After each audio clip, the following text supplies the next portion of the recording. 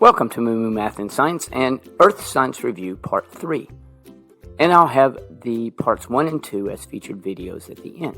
In this video, let's cover layers of the Earth, what is a mineral, types of rocks, erosion and deposition, deltas, barrier islands and marshes,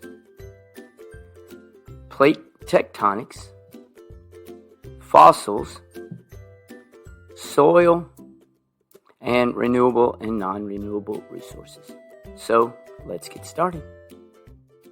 Let's take a look at the layers of the Earth based on chemical composition and physical properties. The Earth can be divided into three layers based on chemical composition: the crust, the mantle, and the core. The outermost layer of the Earth is called the crust. There are two types of crust: continental and oceanic. The crust averages around 25 miles or 40 kilometers in thickness and can be divided into 15 major tectonic plates that are rigid in the center and have geological activity at the boundaries, such as earthquakes and volcanoes. The Earth's crust contains all three rock types, including igneous, sedimentary, and metamorphic. Oceanic crust lies under the ocean and is thin and is approximately 4 miles or 7 kilometers in thickness, and it's composed of dense rocks, including basalt.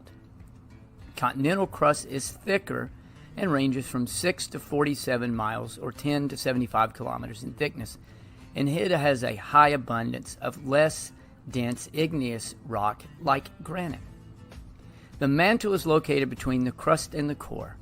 It's a region of hot, slow-moving solid rock. The mantle is 1,800 miles thick, or 2,900 kilometers, and it's composed of silicate minerals, and they're similar to the ones found in the crust, except with more magnesium and iron and less silicon and aluminum. The core extends from below the mantle to the center of the Earth.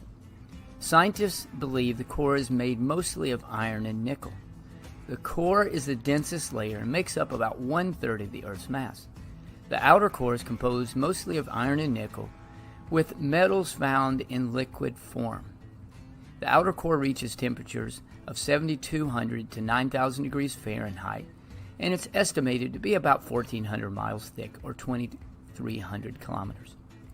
The inner core is the hottest part of our planet and has temperatures between 9,000 and 13,000 degrees Fahrenheit. It's a solid layer, and it's around 755 miles or 1,200 kilometers thick, and it's composed mostly of iron. This iron is under so much pressure that it stays as a solid.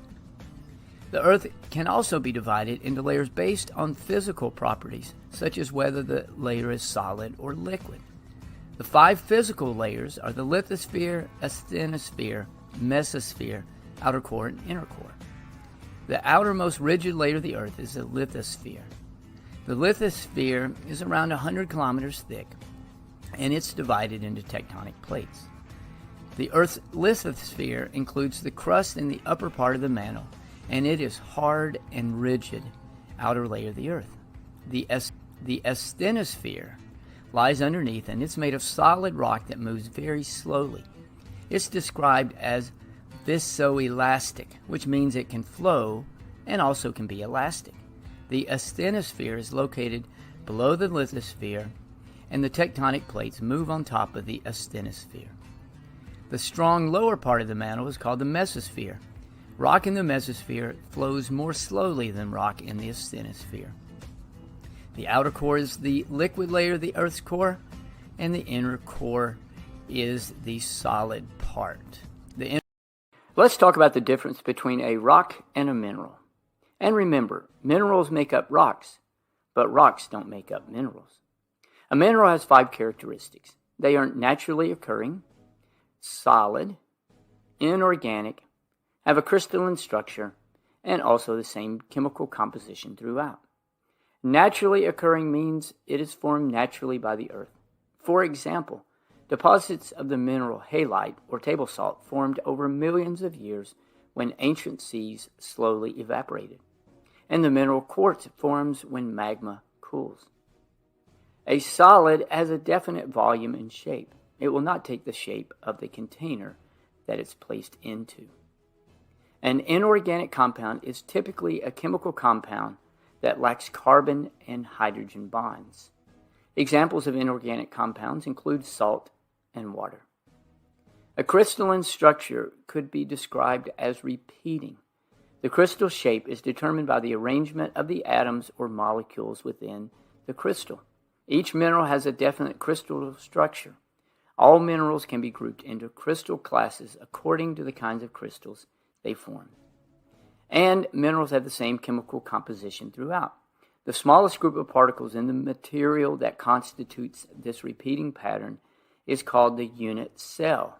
The unit cell completely reflects the symmetry and structure of the entire crystal, which is built up by repetitive translation of the unit. Again, remember, minerals make up rocks, but rocks do not make up minerals. Okay, rocks are usually made up of various types of either organic material or minerals held together in one solid form. They can be large or small. Rocks do not always have a repeating arrangement of atoms like minerals do. There are three main types of rocks. Igneous rocks are created from molten rock. In fact, the name is derived from the Greek word meaning fire. Igneous rocks may form from magma, which is found inside the earth and cools slowly, or lava, which is molten rock on the surface of the earth and cools more quickly. Metamorphic rocks are created when extreme heat and pressure changes the original structure into a new type of rock. Sedimentary rock, igneous rocks, and even metamorphic rocks can all become new metamorphic rock when exposed to heat and pressure. There are two major types of metamorphic rocks: foliated rocks, which have layered bands, and non-foliated rocks which do not have these layers or bands. And sedimentary rocks are formed from pre-existing rocks or pieces of once living organisms. They form from deposits that accumulate on the surface or under the ocean. The particles that form a sedimentary rock are called the sediment and can be composed of minerals or organic material. Rocks are all around us. They make up this famous formation called Half Dome, or the smaller rock formation. They can be small or seen in these canyons. A rock is a solid, naturally occurring, and is made up of minerals or mineral-like matter, like shells. Rocks can be divided into three basic types depending on how they are formed. These types are igneous, sedimentary, and metamorphic. Let's take a look at these different types of rocks. Igneous rocks are formed when magma or molten rock cools. This magma can either flow to the surface of the earth and cool quickly, and these rocks are called extrusive or volcanic igneous rocks, and they generally have very small crystals. Or they can cool inside the earth, and these are called intrusive or plutonic rocks, and they generally have larger crystals than the extrusive igneous rocks. So up first, let's take a look at obsidian. Obsidian is an igneous, extrusive, or volcanic rock. It's made up of quartz, alkali, and feldspar. It looks a little bit like glass, and it has a hardness between 6 and 7. So there's obsidian. Next, we have granite. Granite is an igneous, intrusive, or plutonic rock. It's made up of feldspar, quartz, and mica. It has medium to coarse grained crystals and a hardness between 5 and 5.5. Sedimentary rocks are formed from pre-existing rocks or pieces of once living organisms. They form from deposits that accumulate on the Earth's surface or under the ocean. These particles that form a sedimentary rock are called sediment and may be composed of minerals or once living matter called organic matter. Sedimentary rocks can be divided into several groups. Some common groups include clastic sedimentary rocks, which form from fragments of pre-existing rocks. Chemical sedimentary rocks, which form by precipitation of minerals from water. Precipitation is when dissolved minerals come out of water. And organic sedimentary rocks, such as coal and limestone, which form from the accumulation of plant and animal debris. Clastic sedimentary rocks are subdividing according to the dominant particle size.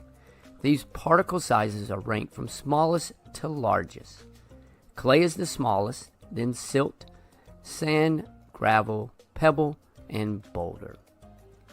Up first, shale. Shale is a fine-grained, clastic sedimentary rock composed of mud. This mud is a mix of flakes of clay minerals and silt-sized particles of other minerals, especially quartz and calcite. Shale is very fine-grained. Next, let's look at sandstone. Sandstone is one of the most common types of sedimentary rock found throughout the world. It is a clastic sedimentary rock composed of sand-sized grains of mineral rock or even organic material. It also contains some cemented material that binds the sand grains together. Metamorphic rocks come from existing rocks that are subjected to extreme heat and pressure. This heat and pressure changes the original structure into a new type of rock. Sedimentary, igneous, and even metamorphic rocks can all become metamorphic rocks when exposed to heat and pressure. The original rock is the protolith, but is commonly referred to as the parent rock. Metamorphic rocks can form deep in the Earth's crust or at areas of plate tectonic movement. Two major types of metamorphic rocks are foliated rocks, which have crystals in stripes, and non-foliated, which do not have crystals in stripes. I recently visited a barrier island. A barrier island is created from weathering, erosion, and deposition. Let's take a look at these three items. To begin with, keep in mind, weathering creates the sediment, erosion carries the sediment, and deposition drops the sediment. The weathering of rocks is a physical or chemical change which results in the dissolving or breaking down of rocks on Earth. There are two major types. Physical weathering, which involves breaking rocks into smaller fragments caused by environmental factors. There are several agents of physical weathering. These include wind, water and waves, glaciers, gravity, and even plants. Chemical weathering involves rocks being changed into a new substance or new minerals. Here are a couple of examples. Remember, weathering creates the sediment, erosion carries the sediment, and deposition drops the sediment. Erosion happens when rocks and sediments are picked up and moved to another place by either water, wind, or even gravity. There are several agents of erosion. Rainfall can cause erosion and wash sediment away. Valley erosion occurs when rushing streams and rivers move rock and sediment downstream. Oceans are a huge force of erosion. Wind is an agent of erosion. A dust storm can be a huge force of erosion. And ice and glaciers can erode rock. Deposition occurs when the agent of erosion slows down enough to where the sediment is deposited. In this picture, you can see an example of deposition. The water has slowed down and the rock and pebbles have been deposited. These sand dunes were created by deposition of wind. This river delta was created by the deposition of a river. So in summary, you know what it is. Weathering creates the sediment, erosion carries the sediment, and deposition drops the sediment.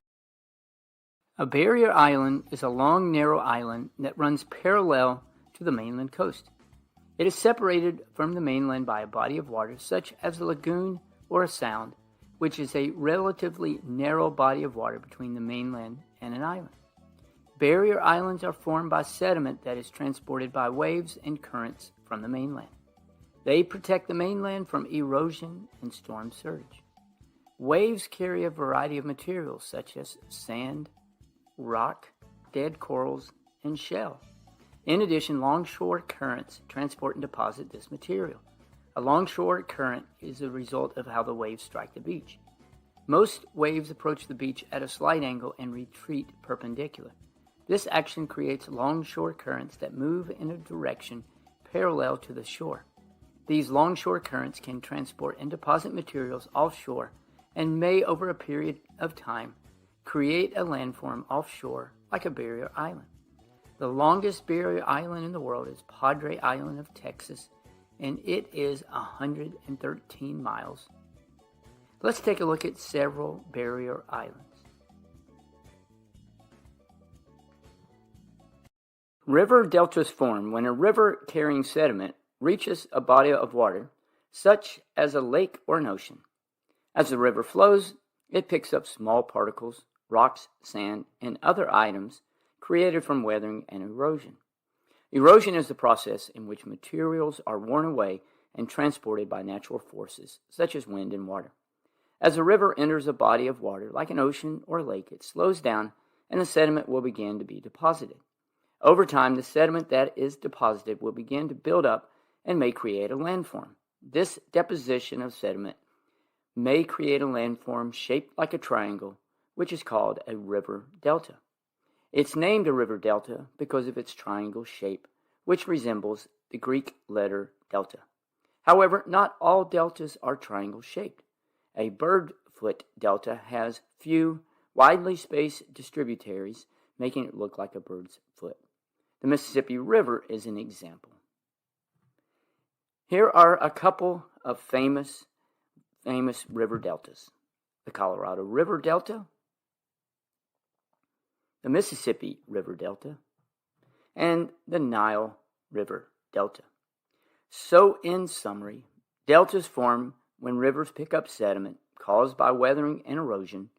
The river slows down when it enters a body of water, and this may create landforms, and sometimes it may look like a triangle. Alfred Wegener was the first scientist to propose that the continents fit together like a puzzle, and over time moved apart.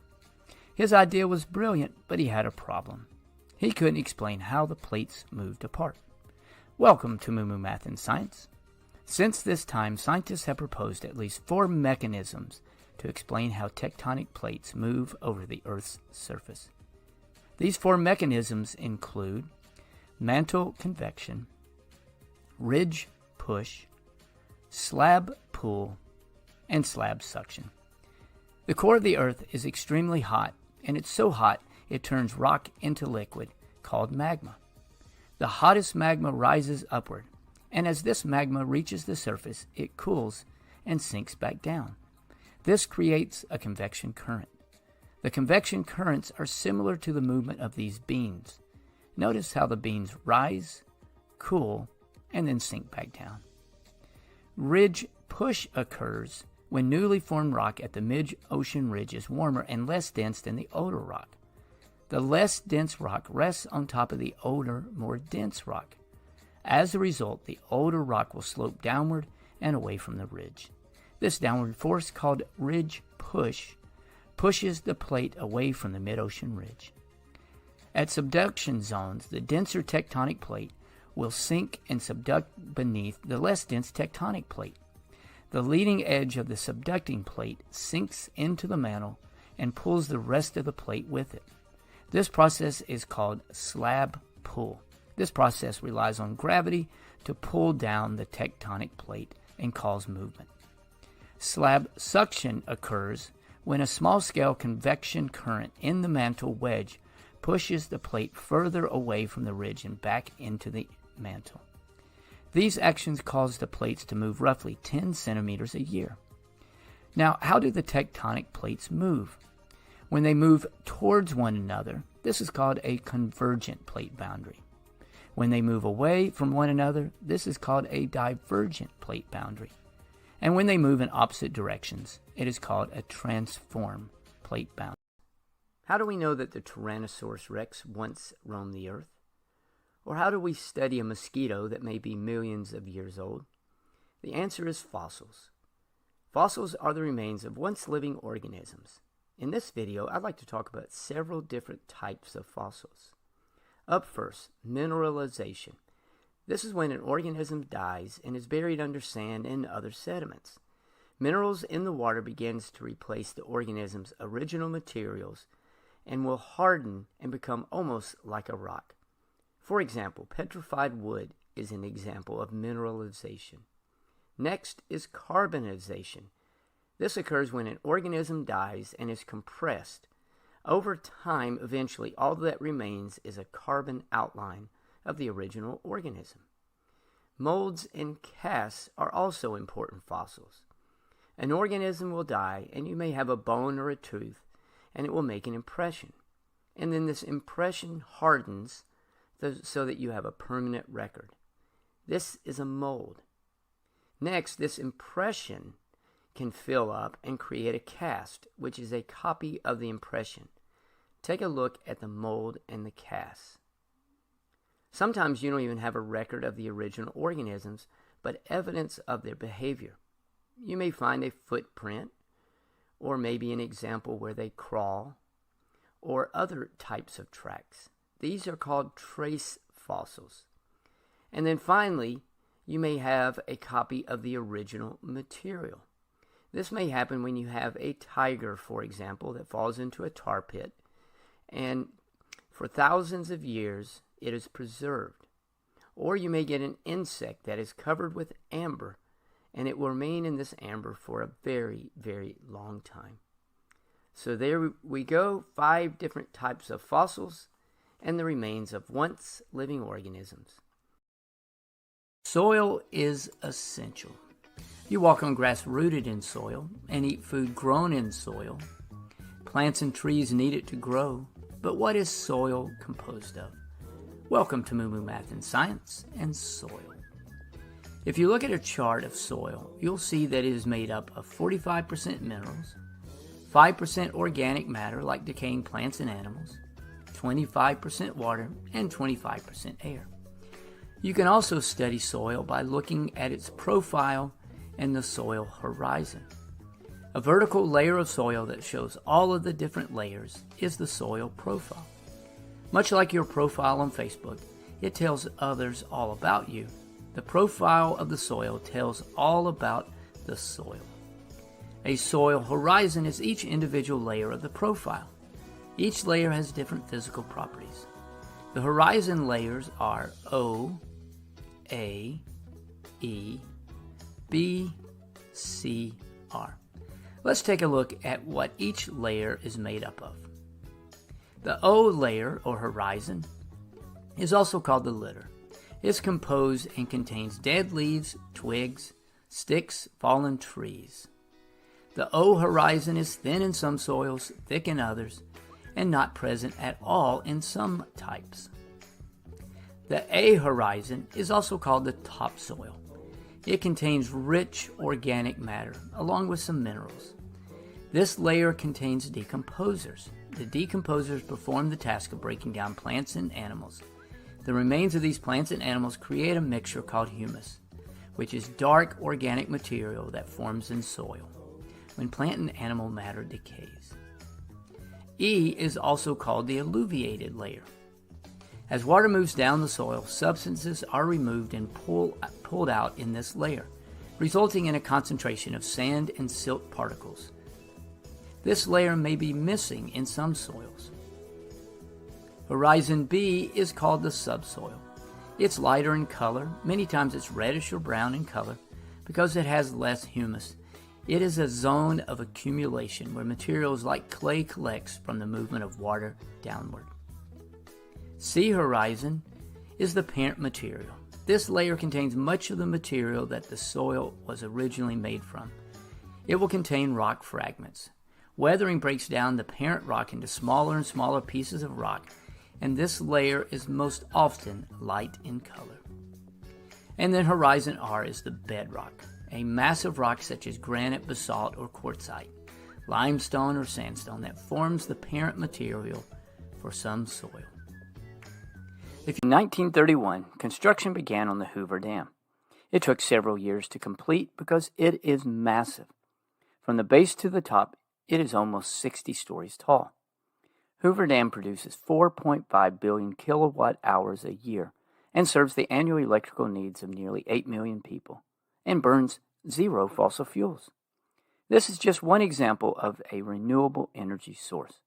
Welcome to Moo Math and Science. A renewable energy source is one that is replaced by natural processes faster than humans can consume the resource.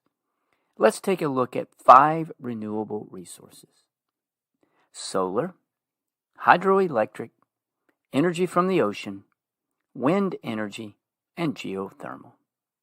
The amount of solar energy that shines on the United States is 1,000 times more than the energy used.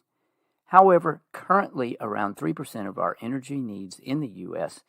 is met with solar power. There are a couple ways to produce energy from sunlight. One way is a photovoltaic cell, which converts radiant energy directly into electrical energy. Another method are parabolic troughs, which focus sunlight on a liquid or a surface, which produces steam, which turns a turbine. Hydroelectric is electric current produced from the energy of moving water. Basically, a dam is built to create a body of water, which turns turbines, which creates electricity. Currently, hydroelectric energy produces around 6% of the United States energy. Energy from the ocean. The ocean has tides and waves. This up and down motion, along with side-to-side motion, can be harnessed to produce electricity. Technology has been developed to capture the energy of tides along with the energy of waves. The United States does not have any commercially operated tidal energy wave plants at this time. Wind energy. Windmills can convert wind energy into electrical energy. As the wind blows, it spins a propeller that is connected to an electric generator that produces electricity. Wind is America's largest source of renewable energy and produces 10% of the country's electricity, and it's growing. Geothermal energy inside the earth can be converted into electrical energy by taking the heated steam from the earth and then use this steam to drive turbines to produce electricity. Currently, geothermal power plants produce less than 1% of the power